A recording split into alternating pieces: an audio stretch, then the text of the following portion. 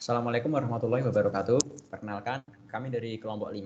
Kali ini kami akan mempresentasikan mengenai materi media sosial sebagai platform data dan survei, serta hubungannya dengan Big Data sendiri. Untuk anggota kelompoknya, saya sendiri, Naufal Rizky Saputra dengan NIM 24060122120011. Saya Muhammad Asy Yudhistira dengan NIM 240601213083. Dan saya Arifin Nur Muhammad Haris dengan NIM 24060122130059. Untuk materi yang pertama, mengenai definisi dari media sosial sendiri. Media sosial merupakan platform digital yang memungkinkan pengguna untuk berinteraksi atau berbagi informasi serta membuat konten dengan pengguna lainnya. Media sosial juga dapat digunakan untuk melakukan survei dengan cara mengumpulkan data dari pengguna yang membagikan informasi atau tanggapan pada konten yang relevan. Survei ini dapat memberikan informasi yang berharga tentang preferensi, kebiasaan, dan pendapat pengguna sendiri. Selanjutnya, untuk kelebihan survei menggunakan media sosial itu apa aja sih? Untuk yang pertama, cepat dan mudah. Pengumpulan data dengan media sosial sendiri tentunya sangat cepat dan mudah. Kita dapat membuat survei dan mengumpulkan data dalam waktu singkat dan langsung dapat melihat hasilnya. Kemudian kelebihan yang kedua, tentu biaya lebih rendah karena pengumpulan data dengan media sosial tidak memerlukan biaya yang besar. Kita dapat membuat survei dan mengumpulkan data secara gratis atau dengan biaya yang bisa dibilang cukup rendah. Kelebihan yang ketiga, mudah menjangkau target audiens. Dengan media sosial, kita dapat dengan mudah menjangkau target audiens yang tepat. Kita dapat membuat survei dan membagikannya ke komunitas atau kelompok tertentu di media sosial. Kelebihan yang keempat, data yang lengkap. Dengan media sosial sendiri, kita dapat mengumpulkan data yang lengkap, mulai dari identitas responden, usia, jenis kelamin, hingga minat dan perilaku mereka di media sosial. Kemudian kelebihan yang kelima, respon yang cepat. Respon terhadap survei yang dibuat di media sosial biasanya lebih cepat daripada survei konvensional karena terintegrasi dengan internet langsung. Kemudian untuk yang kelebihan terakhir, yaitu kelebihan yang keenam, terkait fleksibilitas. Media sosial memungkinkan pengguna untuk membuat survei dan mengumpulkan data kapan saja dan di mana saja.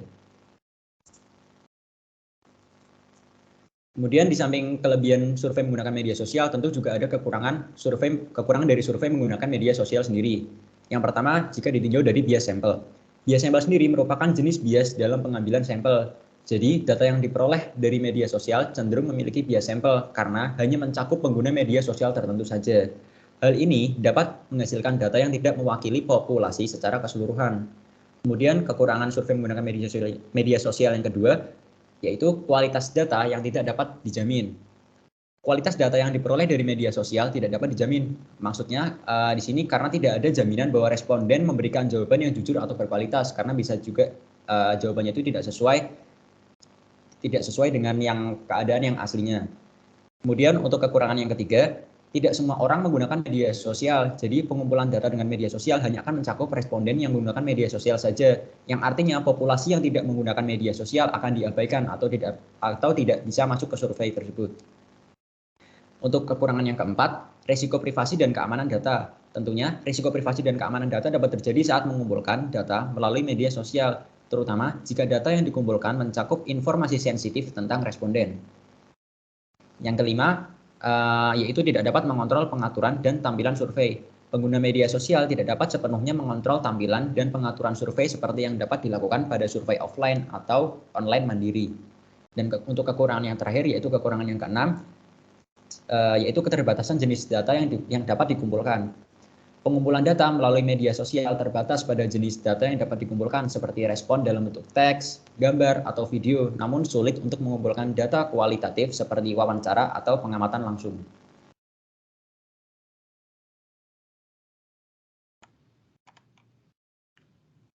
Kemudian selanjutnya teknik survei menggunakan media sosial. Yang langkah pertama, identifikasi tujuan survei. Tujuan survei harus jelas dan spesifik. Kita harus menentukan apa yang ingin kita ketahui dan mengapa informasi itu penting. Kemudian yang kedua, pilih platform. Pilihlah platform media sosial yang paling cocok untuk target audiens Anda. Jika target audiens adalah orang yang lebih tua, Facebook mungkin lebih cocok. Namun jika target audiens lebih muda, seperti generasi milenial atau generasi Z, Mungkin Instagram lebih efektif, atau TikTok atau yang semacamnya. Kemudian yang langkah ketiga, buat survei. Buat survei yang jelas, mudah dipahami, dan singkat. Pertanyaan harus spesifik dan tidak ambigu. Dapat juga menggunakan format multiple choice untuk memudahkan responden dalam menjawab survei. Kemudian langkah yang keempat, sebarkan survei. Sebarkan survei melalui akun media sosial atau melalui platform yang lainnya yang relevan dengan target audiens. Pastikan untuk memberikan informasi yang jelas tentang survei dan membiarkan responden untuk membagikan survei kepada teman-teman mereka. Kemudian langkah yang kelima, analisis hasil survei. Setelah survei selesai, analisis data yang telah terkumpul. Dapat menggunakan alat analisis data untuk menganalisis data survei yang sudah dikumpulkan. Kemudian jenis-jenis data yang dapat dikumpulkan melalui survei yang dilakukan melalui sosial media. Yang pertama ada data demografis, seperti data tentang usia, jenis kelamin, pendidikan, pekerjaan, informasi latar belakang responden, dan sebagainya. Kemudian yang kedua, data kesehatan, seperti data pola tidur, kebiasaan olahraga, kebiasaan makan, dan sebagainya. Kemudian yang ketiga, data sosial.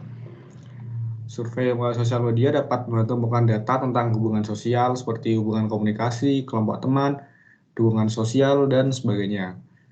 Kemudian yang keempat, ada data opini publik.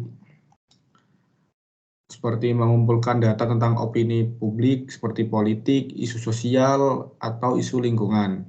Kemudian yang kelima ada data teknologi. Seperti data survei melalui preferensi perangkat, preferensi platform media sosial, dan kebiasaan penggunaan teknologi. Kemudian yang keenam, yang terakhir ada data perilaku konsumen. Data perilaku konsumen seperti preferensi produk, preferensi merek, gaya hidup, dan kebiasaan belanja. Kemudian tantangan penggunaan media sosial sebagai platform data dan survei. Tantangan yang pertama adalah kesalahan sampling. Kesalahan sampling dapat terjadi ketika sampel yang diambil dari data media sosial tidak mewakili populasi secara akurat. Hal ini dapat terjadi jika sampel tidak memperhatikan variasi karakteristik penduduk seperti usia, gender, pendidikan, dan lokasi geografis. Dan yang kedua, manipulasi informasi.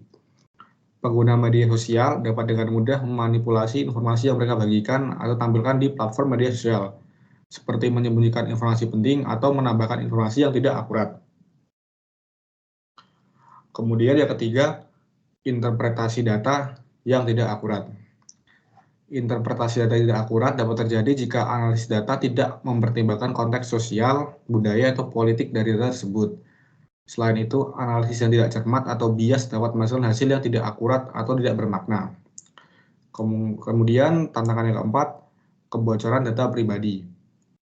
Risiko kebocoran data pribadi adalah masalah serius dalam penggunaan media sosial sebagai platform data dan survei.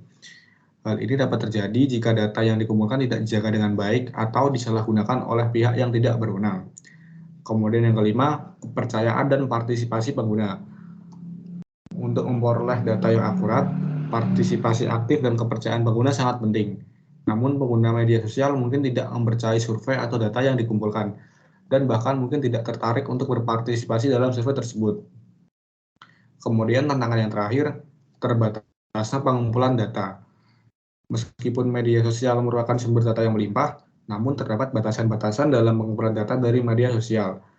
Misalnya, beberapa platform media sosial tidak mengizinkan pengumpulan data secara otomatis atau melarang pengambilan data tanpa izin dari pengguna.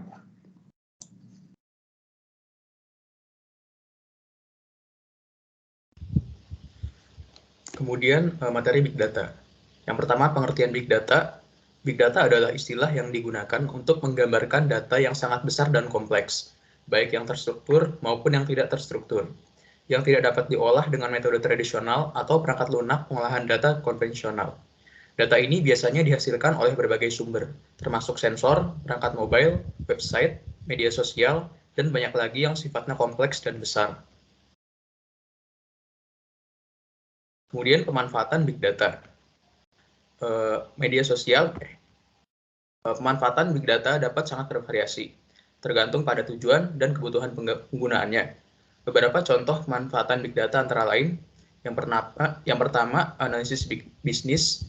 Big Data dapat digunakan untuk menganalisis data bisnis yang terkait dengan pelanggan, persediaan, penjualan, dan lainnya.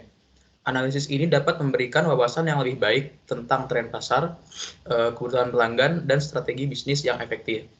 Yang kedua, peningkatan efisiensi operasional. Big Data dapat digunakan untuk menganalisis data operasional dan membantu organisasi meningkatkan efisiensi operasional. Hal ini dapat digunakan dengan mengidentifikasi area yang memerlukan peningkatan dan mengoptimalkan proses bisnis. Yang ketiga, pengembangan produk dan layanan. Big Data dapat membantu organisasi mengembangkan produk dan layanan baru yang lebih sesuai dengan kebutuhan pelanggan. Data dapat memberikan informasi tentang preferensi pelanggan, masalah yang dihadapi pelanggan, dan kebutuhan yang belum dipenuhi. Yang keempat, analisis risiko. Big Data dapat digunakan untuk menganalisis risiko dalam berbagai konteks, termasuk keamanan cyber, keuangan, dan kesehatan. Analisis ini dapat membantu organisasi mengidentifikasi risiko yang mungkin terjadi dan mengambil tindakan pencegahan yang sesuai. Yang kelima, peningkatan pengambilan keputusan. Big Data dapat memberikan informasi dan wawasan yang lebih akurat dan terperinci, yang dapat membantu pengambilan keputusan yang lebih baik. Data ini dapat membantu organisasi mengidentifikasi peluang baru, mengatasi masalah yang muncul, dan membuat keputusan yang lebih cerdas dan efektif. Yang terakhir, pengembangan kecerdasan buatan. Big Data merupakan bahan bakar penting dalam pengembangan kecerdasan buatan. Data yang dihasilkan dapat digunakan untuk melatih model machine learning dan algoritma kecerdasan buatan untuk mengidentifikasi pola dan tren dalam data yang lebih besar dan kompleks. Kemudian aplikasi Big Data. Aplikasi Big Data sendiri terdapat dalam beberapa bidang. Yang pertama ada bisnis dan keuangan. Big Data dapat digunakan untuk melakukan analisis risiko kredit, memprediksi nilai saham, mengoptimalkan strategi pemasaran, dan meningkatkan efisiensi operasional. Dalam hal ini, Big Data membantu perusahaan membuat keputusan bisnis yang lebih baik dan mendapatkan keuntungan yang lebih besar. Yang kedua, pemasaran. Big Data dapat membantu perusahaan untuk memahami perilaku konsumen, mengidentifikasi tren pasar, dan meningkatkan efektivitas kampanye pemasaran. Data yang terkumpul dari berbagai sumber seperti media sosial, mesin pencari, dan aplikasi mobile dapat diolah untuk membuat profil konsumen yang lebih detail dan memberikan informasi berharga untuk meningkatkan penjualan. Yang ketiga, iptek. Big Data dapat digunakan untuk melakukan riset dan pengembangan baru, mencari informasi tentang tren dan pengembangan terkini di industri tertentu, serta memperkuat strategi pemasaran perusahaan. Yang keempat, kesehatan. Big Data dapat digunakan untuk mempelajari tren dan pola dalam data kesehatan, menciptakan model prediksi, meningkatkan pengambilan keputusan klinis, dan meningkatkan pengawasan epidemiologi. Yang terakhir, teknologi keamanan informasi. Big Data dapat digunakan untuk mendeteksi ancaman keamanan informasi, melacak dan menganalisis serangan cyber yang terjadi, dan meningkatkan sistem keamanan informasi perusahaan. Dalam hal ini, Big Data dapat membantu memproteksi data dan sistem informasi dari ancaman cyber. Kemudian hubungan antara media sosial dengan Big Data. Sosial media dan Big Data memiliki hubungan yang erat karena sosial media menghasilkan jumlah data yang sangat besar dan kompleks setiap hari. Data yang dihasilkan oleh sosial media dapat diolah menggunakan teknologi Big Data untuk menghasilkan wawasan dan informasi yang berharga bagi pengguna sosial media. Di sini ada beberapa hubungan antara sosial media dengan Big Data. Yang pertama ada pengumpulan data. Sosial media mengumpulkan banyak data tentang pengguna, termasuk informasi tentang lokasi, usia, jenis kelamin, minat, perilaku, dan banyak lagi. Data ini kemudian disimpan dan diolah menggunakan teknologi Big Data untuk menghasilkan informasi yang lebih terperinci tentang pengguna sosial media. Yang kedua, analisis sentimen. Big Data dapat digunakan untuk menganalisis sentimen pengguna sosial media terhadap produk, merek, atau topik tertentu. Analisis ini dapat membantu perusahaan dalam membuat keputusan strategis dan mengembangkan kampanye pemasaran yang lebih efektif. Yang ketiga, pengembangan produk. Data sosial media dapat membantu perusahaan dalam mengembangkan produk yang lebih sesuai dengan kebutuhan pelanggan. Data ini dapat memberikan informasi tentang preferensi pelanggan, tren pasar, dan pola konsumsi yang berkembang. Yang keempat, pemasaran digital. Data sosial media dapat digunakan untuk mengembangkan strategi pemasaran yang lebih efektif. Data ini dapat memberikan informasi tentang preferensi pengguna, perilaku pembelian, dan demografi yang lebih terperinci. Hal ini dapat membantu perusahaan mengidentifikasi target pasar yang lebih tepat dan mengembangkan kampanye pemasaran yang lebih efektif. Yang kelima, analisis risiko. Big data dapat digunakan untuk analisis risiko terkait dengan penggunaan sosial media termasuk risiko privasi dan keamanan. Data ini dapat membantu perusahaan dan pengguna sosial media dalam mengidentifikasi ancaman dan mengambil tindakan yang diperlukan untuk melindungi diri mereka dari risiko tersebut. Yang terakhir ada pengembangan kecerdasan buatan. Data sosial media dapat digunakan sebagai bahan bakar dalam pengembangan kecerdasan buatan, termasuk pembelajaran mesin dan pengenalan pola. Data ini dapat membantu mengidentifikasi pola dan tren dalam data sosial media yang sangat besar dan kompleks, dan menghasilkan wawasan yang lebih baik tentang preferensi dan perilaku pengguna.